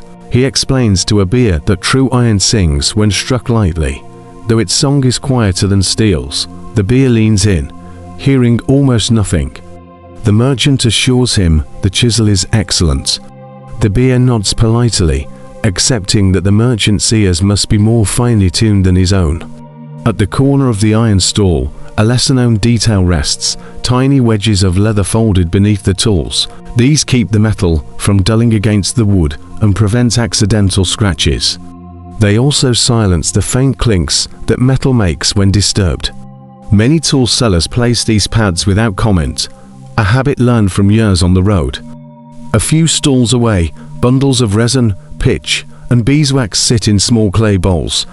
The scent here is thick, rich with sap, sweet with wax, and vaguely smoky from the pine tar. A carpenter approaches and presses a thumb into a lump of resin. It yields slightly under pressure, then firms again. He nods approvingly. Resin like this is used to waterproof wood, seal jars, mend cracks, and quiet the squeaks of cart wheels that complain more than necessary. A beer unfamiliar with such materials picks up a block of beeswax and sniffs it curiously. The wax smells faintly of honey, summer fields, and long-vanished flowers. The resin seller explains that beeswax softens in warm hands and stiffens in cold air, making it ideal for everything from polishing to waterproofing. The beer rolls the wax between his palms experimentally. It softens slightly, leaving a mild scent behind. He smiles, practical magic.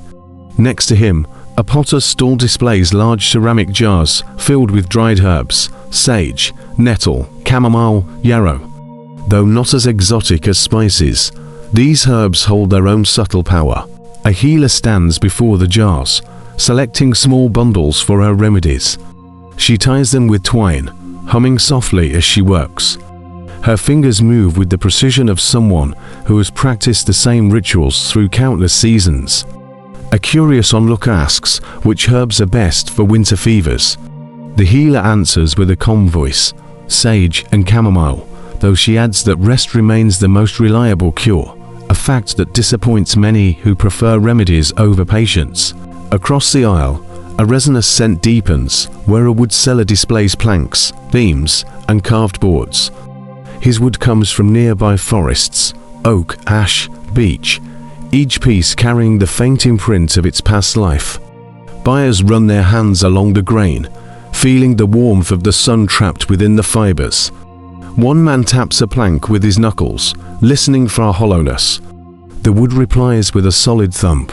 He nods, satisfied. The wood seller adjusts his pile, dust motes swirling in the light like pale gold sparks.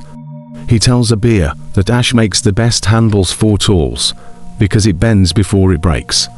The beer considers this wisdom thoughtfully. A child nearby asks if wood can talk. The seller answers that wood does not speak, but it remembers. The child's eyes widen in wonder. At the edge of the raw materials section stands a stonecutter's stall. Blocks of limestone, sandstone, and slate rest in orderly stacks. Each one feels ancient, cold, heavy, patient. The stonecutter lifts a small hammer and lightly taps the edge of a slab. The sound is sharp, echoing with the promise of future shape. A beer steps closer, inspecting the texture. He rubs the surface with his palm. Stone dust clings to his skin, pale as powdered chalk. Scholars long debated whether markets like this relied more on local stone or imported materials. The answer, as always, depends on region, season, and necessity. Here, the stone is local, quarried from hills visible beyond the town's walls. The stonecutter points toward those hills with quiet pride, as though introducing distant relatives. A moment of soft humor floats through the air when a merchant from another town lifts a stone far too heavy for one arm. His grip fails, the stone drops, and dust leaps upward in a startled puff. The stonecutter steps forward, offering a polite reminder that enthusiasm should never outrun strength. The merchant laughs sheepishly, brushing dust from his tunic. Nearby, baskets of charcoal sit in piles like small mounds of midnight.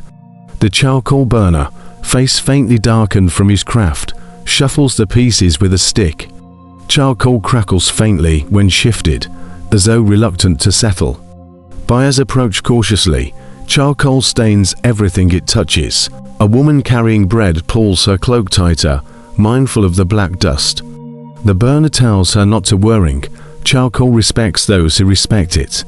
She nods, though she remains unconvinced. As the sunlight softens further, the market feels grounded, steadied by these materials that hold the world together. Wood and iron, stone and rope, resin and wax, hemp and herbs. No glamour, no flourish, just quiet, enduring usefulness. The day moves forward, shadows lengthen, tools rest, raw goods wait for the hands that will turn them into something purposeful. And the marketplace, in this hour of stillness and heat, breathes with a kind of quiet dignity, the dignity of a world built from humble materials, shaped by steady hands, and carried through time by the simplest elements. The afternoon drifts into a softer phase as the sun lowers slightly, slipping into a warmer hue. Shadows stretch long across the marketplace stones, weaving slender shapes between the stalls. The thickest heat of the day begins to ease, and with it, the rhythm of the market changes. Not slower, simply more contemplative, and in this gentle transition, one part of the market becomes especially vivid, the corner devoted to knowledge, ideas, remedies, and quiet learning. Unlike the more bustling areas, this section holds a hush beneath the noise, as though the air itself is listening. The first to draw the eye is the ink seller, seated beside a modest table covered with small ceramic pots. Each pot is lined carefully in a neat row brown inks made from walnut shells, darker ones brewed with iron salts, and a rare reddish pigment transformed from crushed ochre. The air here carries a faint metallic tang, softened by earthy warmth. The ink seller opens one pot and stirs it with a slender stick, testing the thickness. He lifts the stick, lets a single drop fall. It lands with a soft, certain dot on a strip of parchment. Buyers lean in, curious. One asks how long the ink lasts. The seller replies with a subtle smile that a good ink survives longer than most memories, and certainly longer than the paper it stains. The buyer nods, impressed. Beside him, a scribe sits cross-legged on a woven mat. His tools are simple, a wooden board, an inkwell, and a handful of reed pens sharpened to different widths. He copies a passage from a local chronicle for a beer, each stroke controlled, steady, unhurried. The parchment rustles softly when he shifts it. His writing is not fast, but it is beautiful, each letter balanced like a quiet breath. A small crowd watches with the reverence usually reserved for musicians or storytellers. A child approaches, fascinated. She asks how long it takes to learn such writing. The scribe answers softly, a lifetime, and even then the hand continues learning. The child considers this and steps back carefully, as if afraid to disturb the long journey ahead of every letter. Not far from the scribe, a book peddler displays manuscripts, loose sheets, and small folded booklets. His collection is modest. Most medieval markets do not overflow with books, but it is varied enough to draw scholars, curious merchants, and travelers hungry for stories. One manuscript lies open on the table, its pages slightly curled from age. The script is brown, the margins filled with tiny decorative flourishes. The book peddler explains its contents, a tale of saints, storms, and a voyage so dramatic that buyers are unsure whether to treat it as truth or entertainment. A lesser-known detail sits quietly beneath the peddler's table, a small stack of scrap parchment used to wrap purchases. Many believe parchment are valuable for such humble work, but scraps odd corners, misfit shapes often become practical packaging, carrying tiny bits of discarded text into new hands. Some buyers enjoy unfolding these wrappers later, discovering fragments of old writing like whispered secrets from forgotten scribes. A traveler lifts one such scrap from his purchase, reads a single sentence about a monk who attempted to predict the weather by watching the flight patterns of crows, and chuckles. The peddler shrugs gently, noting that the monk was wrong more often than right, but wrote confidently regardless, a trait scholars and weather watchers still share. Across the square, the herbalist arranges her wares beneath a canopy. Tidy bundles of dry plants hang from the wooden posts, sage tied in thick sheaves, mint gathered in fragrant clusters, lavender wrapped with thin twine, nettle dried into brittle spikes. The air glows with the soothing smell of herbs warmed by sun and time. At her feet sit small jars filled with salves made from beeswax, fat, and ground herbs. A man approaches with a furrowed brow, asking for something to ease aching joints. The herbalist studies him briefly, then selects a jar of mint and willow bark. She explains that willow eases pain, though slowly, while mint cools the heat rising beneath the skin. The man thanks her with a sigh that reveals both relief and fatigue. Nearby, a debate whispers among scholars. How much of medieval herbal practice was grounded in true healing, and how much in tradition, belief, and hopeful guesswork?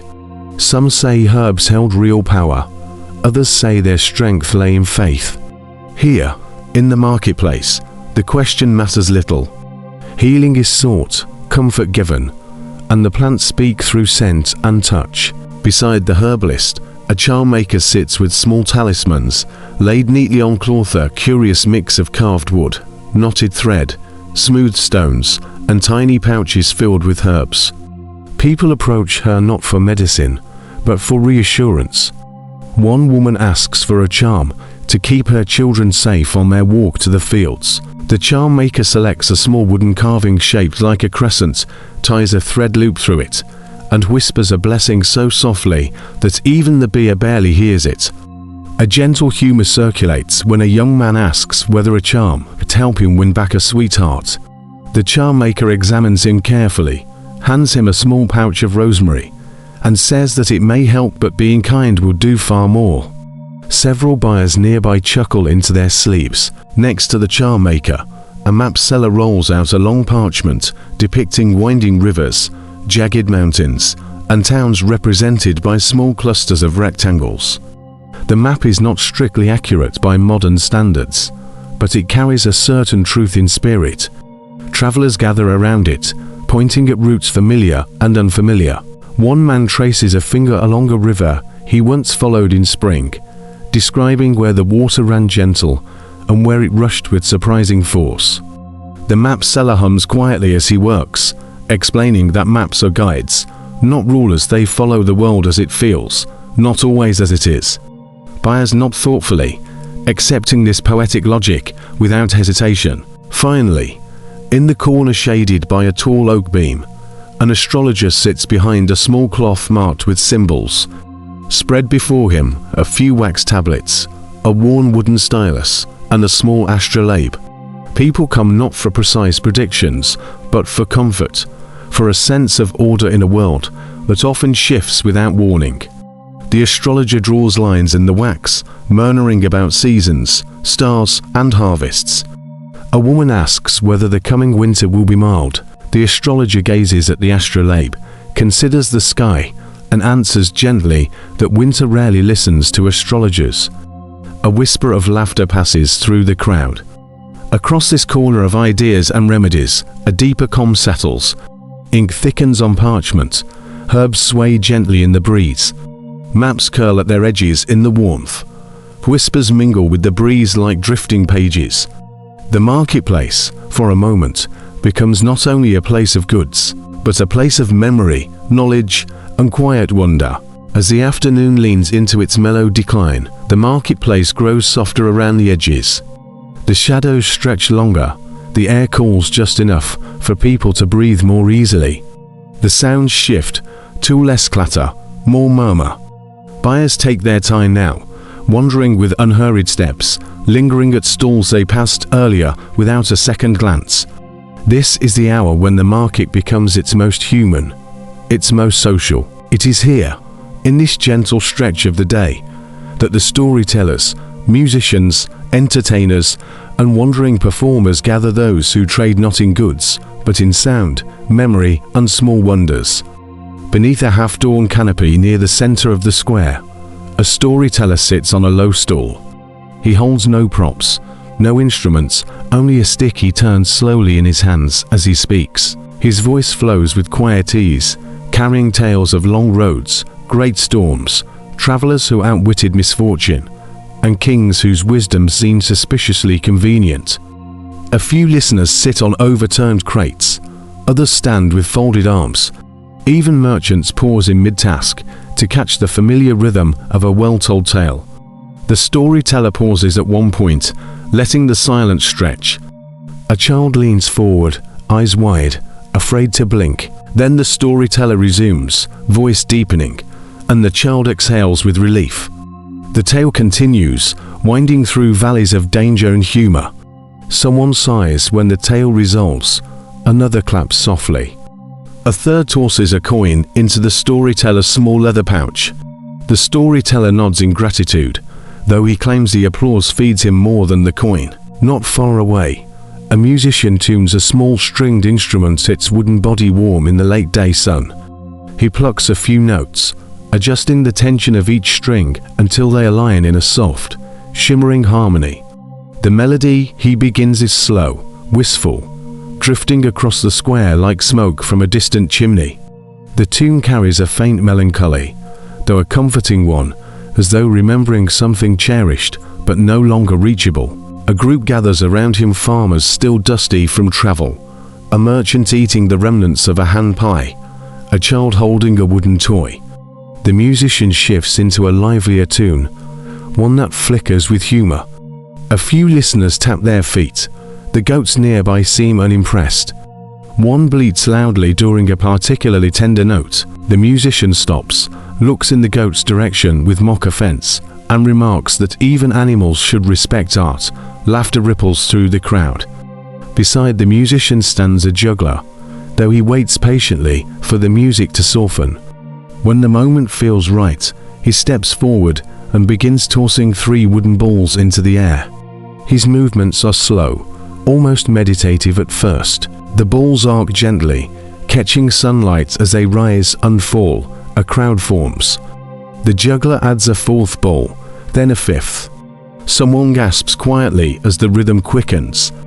A lesser-known detail appears on the juggler's belt, small leather pouches filled with fine sand. He uses them to weigh his juggling balls precisely, each one perfectly balanced, so the throws remain predictable even when the wind rebels. He adjusts one ball mid-performance, rolling it between his hands before tossing it back into the air. A soft joke spreads among the watchers when a boy asks whether the juggler ever drops things. The juggler replies that he only drops objects on purpose, so the audience does not forget he is human. Moments later, he accidentally drops a ball. The crowd chuckles. The juggler bows dramatically, rescuing the ball with exaggerated grace. Beyond the juggler, a puppeteer sets up a small stage, a wooden box lined with cloth. His puppets are carved from light wood, their joints bound with twine. Their painted faces show expressions that hover somewhere between mischief and surprise. Children gather first, drawn by instinct. Adults drift over after, pretending it is curiosity other than nostalgia. The puppeteer begins softly, moving one puppet with slow, smooth precision. The puppet tells a story of a lazy rooster and a cunning fox. The rooster's voice is high and uneven, the fox's is deep and sly. Children giggle when the rooster tries to brag. Adults smile at the fox's exaggerated charm. The sun catches on the puppet's painted eyes, making them gleam with life. When the story ends, the puppeteer bows, and the scattering of coins lands at his feet. At the edge of this little world of voices and music, a fortune teller arranges smooth stones, small bones, and tiny bits of colored glass in a shallow bowl. Her stall smells of dried flowers and smoke. Travelers approach her one by one. She tosses the stones, studies their shapes, and murmurs interpretations about journeys, seasons, and choices yet to be made. A young woman asks whether she will marry soon. The fortune teller gazes at the stones, then replies gently that marriage arrives like rain. Some seasons bring it, others do not, but the sky always changes. A few steps away, a trickster performer begins his act, a quiet man with quick fingers and a calm smile. He sets 3 cups on the table and rolls a small wooden bead between them. His hands move gracefully, slipping the bead in ways the eye struggles to follow. A group gathers, watching with narrowed eyes and amused suspicion. One man bets a coin on which cup hides the bead. He guesses wrong.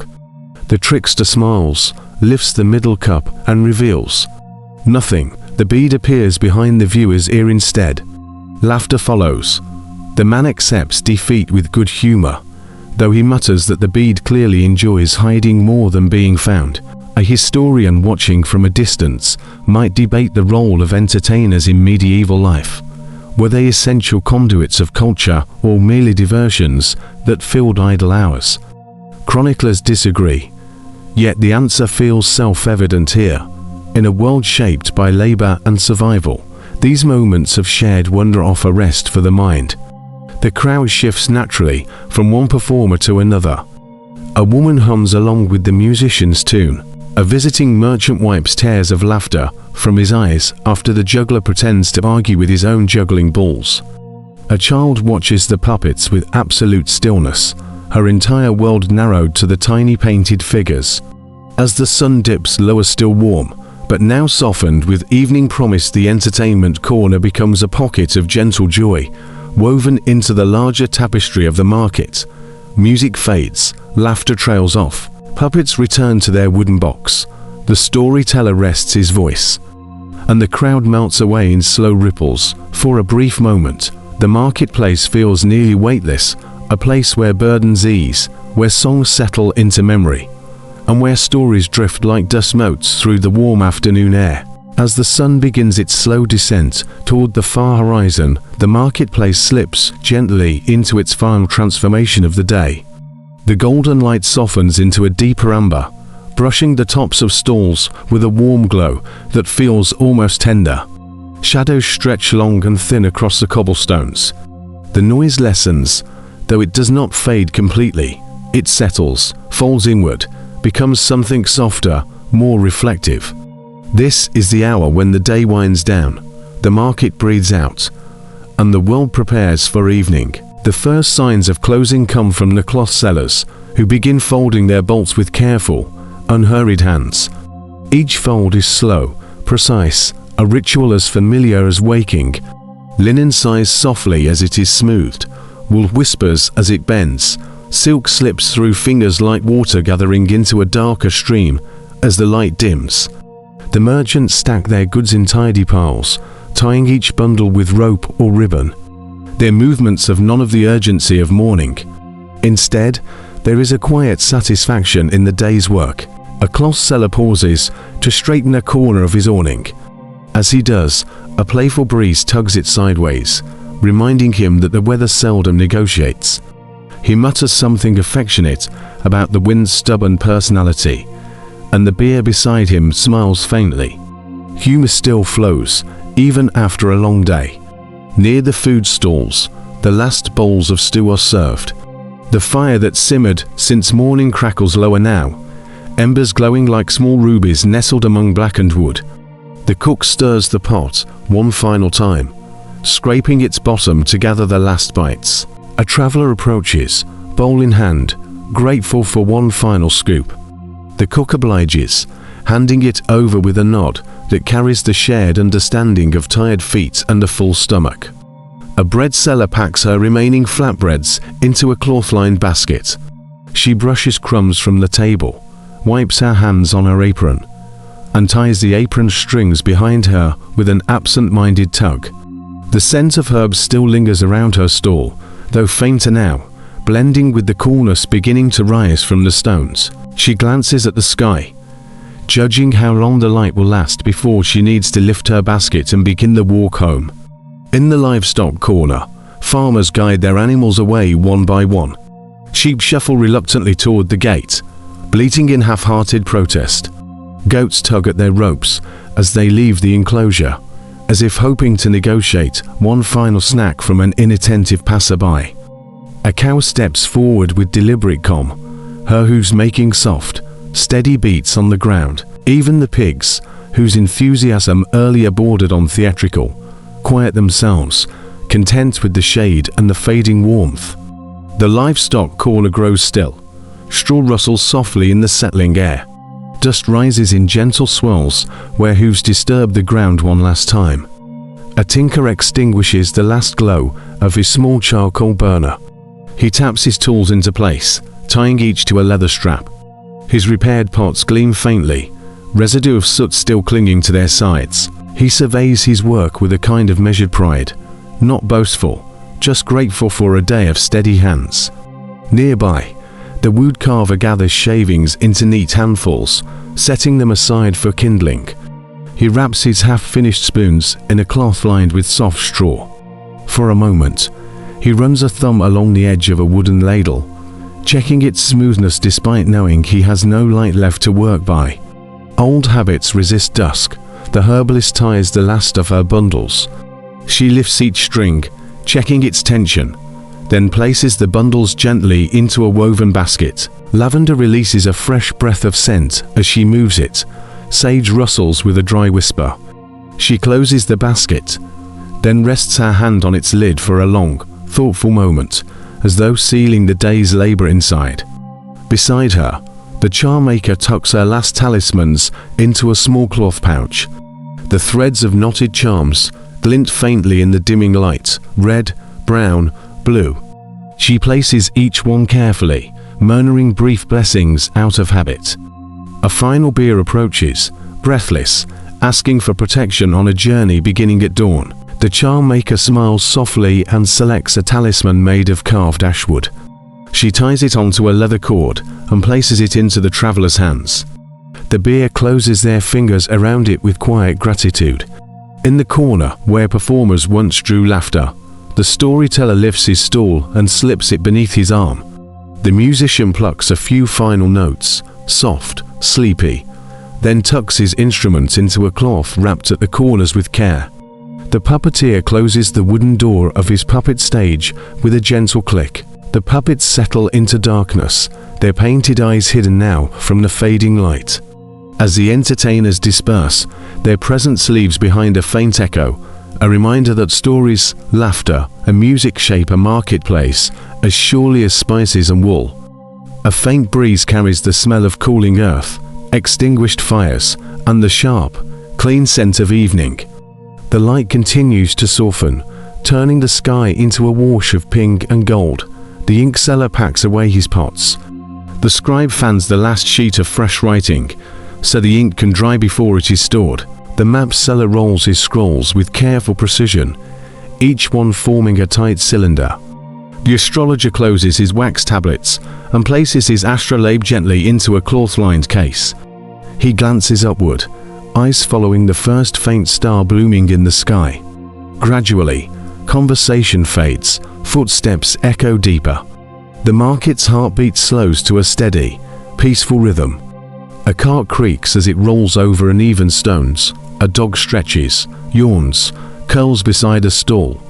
A mother gathers her children, brushing dust from their tunics. A merchant sweeps the ground before his stall, sending a soft cloud of dust into the evening air. Even the sounds soften, voices turn to murmurs, metal quiets, animals settle, and the marketplace begins to fold into itself like fabric. The last of the sun slips behind a distant roof, leaving the square in the gentle embrace of dusk. Lanterns flicker to life along a few stalls, though most merchants prefer to leave in the light. The glow from scattered torches paints long, trembling shadows that sway gently as travelers begin their walks home. The day ends not with a sudden stop, but with a long, warm exhale, a closing of shutters, a tying of ropes, a final sweep of dust before night claims the square. The medieval marketplace, alive with noise and color only hours ago, settles into calm. A stillness rises from the cobblestones, from the wooden beams, from the empty spaces where crowds once gathered. And as night descends, the market holds the quiet dignity of a place that has seen countless days just like this one, a rhythm as old as trade. The last streaks of sunlight retreat behind distant roofs, leaving a cool, blue hush in their place. A faint breeze drifts through the empty walkways, carrying traces of the day, a hint of wool, a whisper of spices, the faded memory of baked bread. Somewhere, a wooden shutter closes with a quiet thud. The marketplace rests, the animals rest, and the night settles carefully, as though placing its hands over the square and smoothing every sound into quiet. Breathe deeply, let the warmth fade slowly, the way the day has faded. Let the silence expand, soft and safe. Let everything grow quiet.